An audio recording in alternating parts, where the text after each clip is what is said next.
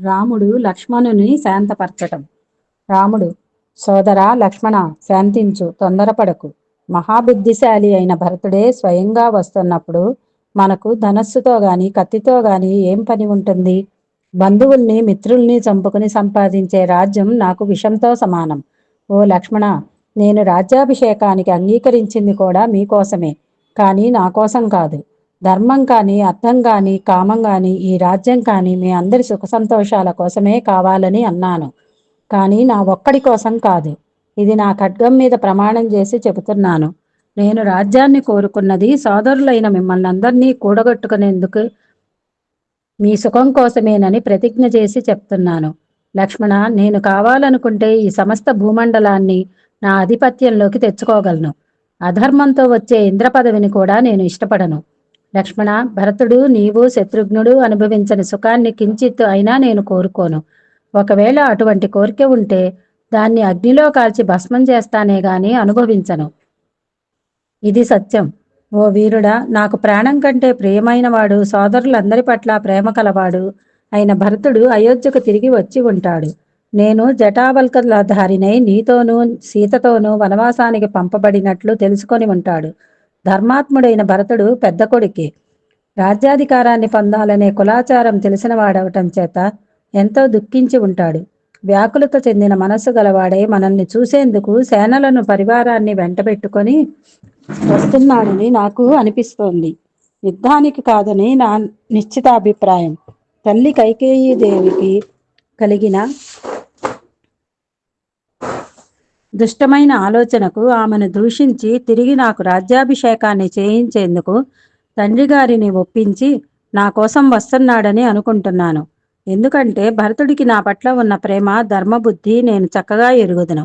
లక్ష్మణ, భరతుడు ఈ సమయంలో ఇక్కడకు రావటం మంచిదే. మనకు కష్టం కలిగించే ఆలోచన కూడా అతడి మనస్సులోనికి రానీయుడు.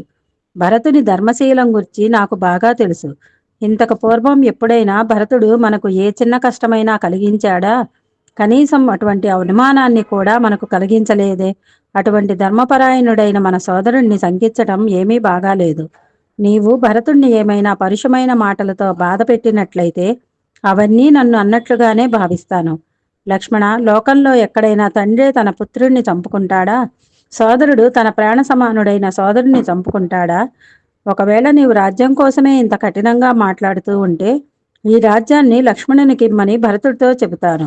నేను చెబితే భరతుడు ఎన్నడూ నా మాట కాదనడు, మారు మాట్లాడకుండా ఒప్పుకుంటాడు. రాముడి సుఖమే తన సుఖమనుకునే లక్ష్మణుడు రాముని నోటి నుండి ఇటువంటి మాటలు వినటంతో సిగ్గుతో కుంచుకుపోయాడు. లక్ష్మణుడు: అన్నా, నిన్ను తీసుకుని వెళ్లేందుకు దశరథ మహారాజే స్వయంగా వస్తున్నాడని అనుకుంటున్నాను. రాముడు: ఇక్కడ మనిద్దరం వనవాసంలో కష్టపడుతున్నామని తలచి తిరిగి అయోధ్యకు రమ్మని బలవంత పెట్టవచ్చు. మనం ఆయన కోరికను తిరస్కరించినట్లయితే సీతనైనా అయోధ్యకు పంపమని అడగవచ్చు. లక్ష్మణుడు: సోదరా, ఉత్తమ జాతి యందు పుట్టినవి, మహావేగంతో పరిగెత్తేవి అయిన 2 అశ్వాలు ముందు వరుసలో ఉన్నాయి.